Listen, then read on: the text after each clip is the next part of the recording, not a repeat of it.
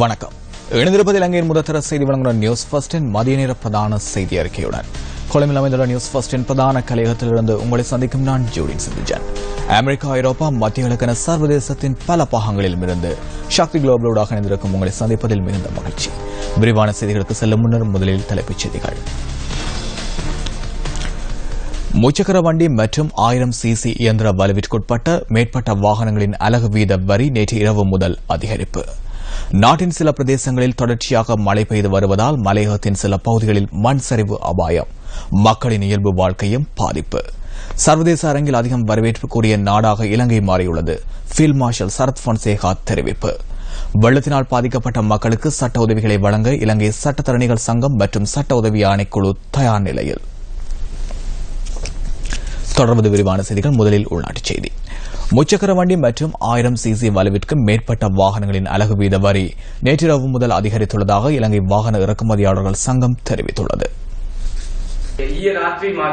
நேற்றிரவு முதல் குறைந்தபட்ச அலகு வரி வாகனங்களுக்கு அறிமுகப்படுத்தப்பட்டுள்ளது. உற்பத்தி வரிக்கு அமைய இந்த வரி அறிமுகப்படுத்தப்பட்டுள்ளது. வரி கட்டமைப்பில் இது பெரும் தாக்கத்தை செலுத்தும்.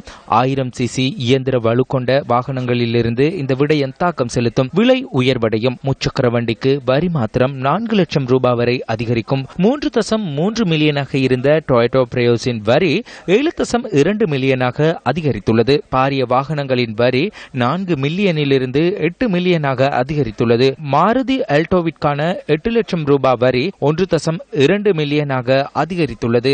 வேன்கள் மற்றும் ட்ரக்குகளின் விலையில் எவ்வித மாற்றங்களும் ஏற்படவில்லை. இதுவரை அந்த வர்க்கத்திலான வாகனங்களுக்கு எவ்வித வரியும் அறிமுகம் செய்யப்படவில்லை. பழைய கட்டமைப்பே நிலவுகின்றது. இந்த கட்டமைப்பு தொடருமானால் நான் நினைக்கின்றேன் எதிர்காலத்தில் 1000 சிசி இயந்திர வலு கொண்ட வாகனங்களின் இறக்குமதிக்கு அதிக தேவை ஏற்படும். මං හිතන්නේ වෙළඳපොලේ 18 අඩු එන්ජින් ට්‍රක්කා තියෙන වාහන පමණක්. ஊழல் குற்றச்சாட்டு சுமத்தப்பட்டுள்ள திவிநிகம அபிவிருத்தி திணைக்களத்தின் முன்னாள் பணிப்பாளர் நாயகம் RAAK ரணவக்க நீர்ப்பாசன அமைச்சின் மேல்திக செயலாளராக நியமிக்கப்பட்டமைக்கு கஃபே அமைப்பு தனது எதிர்ப்பினை வெளியிட்டுள்ளது. இவ்வாறானவர்களை அரசு சேவையில் தரமான பதவிக்கு இணைத்துக் கொள்வது ஊழல் மற்றும் முறைகேடுகளை ஒழிக்கும் நடவடிக்கைக்கு இழுக்கு ஏற்படுத்தும் செயற்பாடாகும் என கஃபே அமைப்பின் நிறைவேற்று பணிப்பாளர் கீர்த்தி தென்னக்கோன் குறிப்பிட்டுள்ளார். திவிநிகம அபிவிருத்தி திணைக்களத்தின் முன்னாள் பணிப்பாளர் நாயகம் தொடர்பில் விரைவில் நடவடிக்கை எடுக்க வேண்டும் எனவும் கீர்த்தி தென்னக்கோன் கூறியுள்ளார். இந்த குற்றச்சாட்டுகள் தொடர்பில் அரச நிர்வாகம் மற்றும் முகாமைத்துவ அமைச்சின் செயலாளர் ஜே தடலகேவிடம் நியூஸ் ஃபர்ஸ்ட் வினவியது. திவிநிகம அபிவிருத்தி திணைக்களத்தின் முன்னாள் பணிப்பாளர் நாயகம் RAAK தடலகவிற்கு எதிரான முறைப்பாடுகள் தொடர்பில் விசாரணை மேற்கொண்ட நிறுவனம் இதுவரை அமைச்சுக்கு எந்தவித அறிக்கைகளையும் சமர்ப்பிக்கவில்லை என அரச நிர்வாகம் மற்றும் முகாமைத்துவ அமைச்சின் செயலாளர் குறிப்பிட்டுள்ளார். எந்தவித விசாரணை அறிக்கைகளும் இன்றி அவர் தொடர்பில் நடவடிக்கை மேற்கொள்ள முடியாது எனவும் அரச நிர்வாகம் மற்றும் முகாமைத்துவ அமைச்சின் செயலாளர் ஜே தடலகே தெரிவித்துள்ளார். நாட்டின் சில பிரதேசங்களில் தொடர்ச்சியாக மழை பெய்து வருவதால் மலையகத்தின் சில பகுதிகளில் மண் சரிவு அபாயம் நிலவுவதுடன் மக்களின் இயல்பு வாழ்க்கையும் பாதிப்படைந்துள்ளது.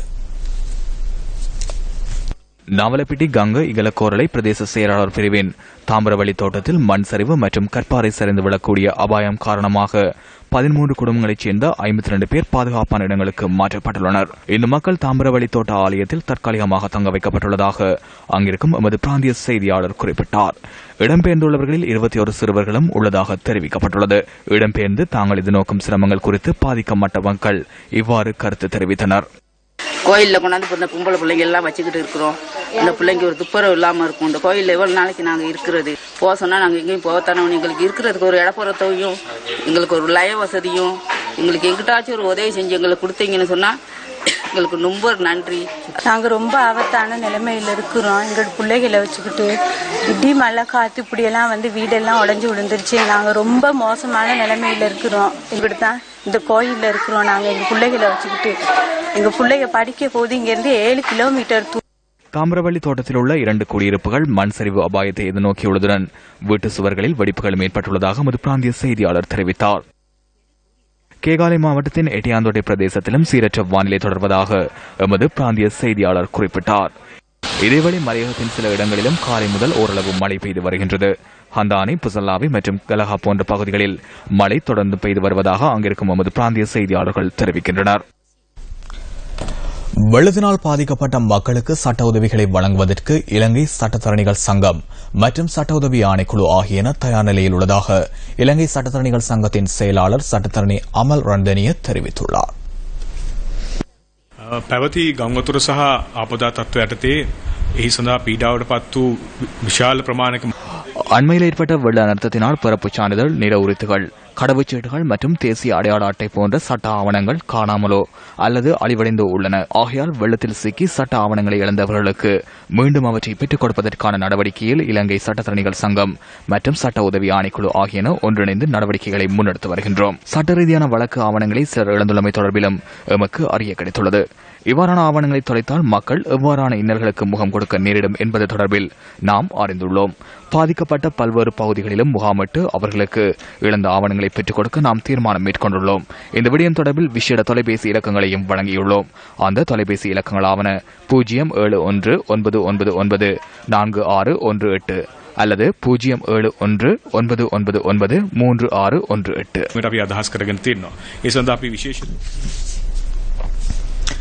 நாட்டின் பல மாகாணங்களிலும் இன்று காலை முதல் மழை பெய்யக்கூடிய வாய்ப்புள்ளதாக வளிமண்டலவியல் திணைக்களம் எதிர்வு கூறியுள்ளது.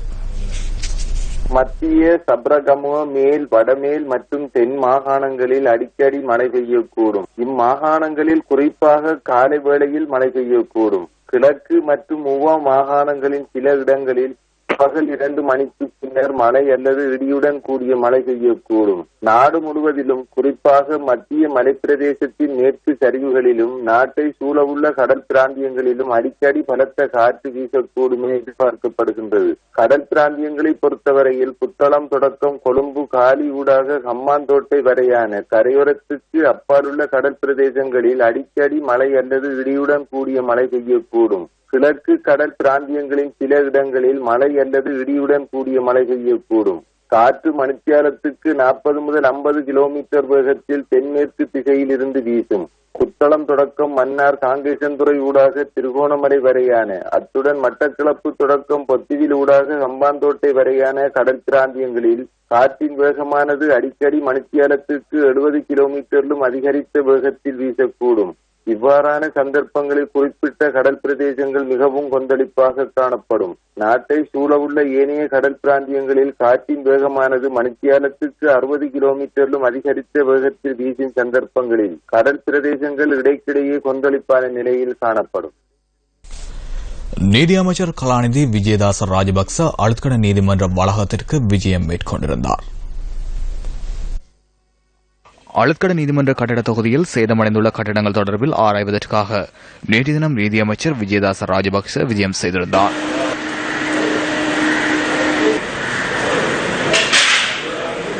දැනට මහාධිකරණ සහ දිසාධිකරණ 100 வருடங்களுக்கு முன்னராக அமைக்கப்பட்டுள்ள மேல் நீதிமன்றம் மற்றும் மாவட்ட நீதிமன்றங்கள் பெரும் சேதங்களுக்குள்ளாகியுள்ளன. அதேபோன்று தற்போது வணிக மேல் நீதிமன்றத்தில் 3 கட்டிட தொகுதிகள் கட்டப்பட்டு வருகின்றன. இதனால் நீதிபதிகள், சட்டத்தரணிகள் அதேபோன்று பொதுமக்கள் சிரமங்களுக்கு முகம் கொடுக்க வேண்டிய நிலை உள்ளது. சேதமடைந்துள்ள கட்டிடங்களை நிர்மாணிப்பதுடன் அவற்றை வேறு இடங்களில் நிர்மாணிக்கவும் தீர்மானம் மேற்கொள்ளப்பட்டுள்ளது. இந்த கட்டிடங்களை மிக வேகமாக புனர் நிர்மாணம் செய்ய வேண்டிய நிலை ஏற்பட்டுள்ளது.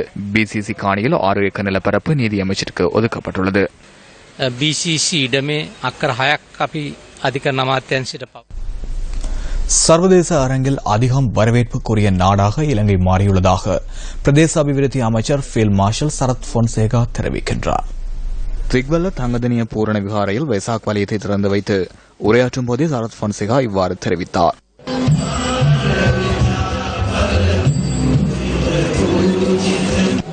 ලෝකයේ ප්‍රධාන පෙළේ රාජ්‍ය නායකයින් මුණ ගැහෙන සමුළු වලට இந்த நாட்களில் சர்வதேச தரப்பினரிடையே எமது நாட்டு தலைவர்களுக்கு வரவேற்பு கிடைத்துள்ளது.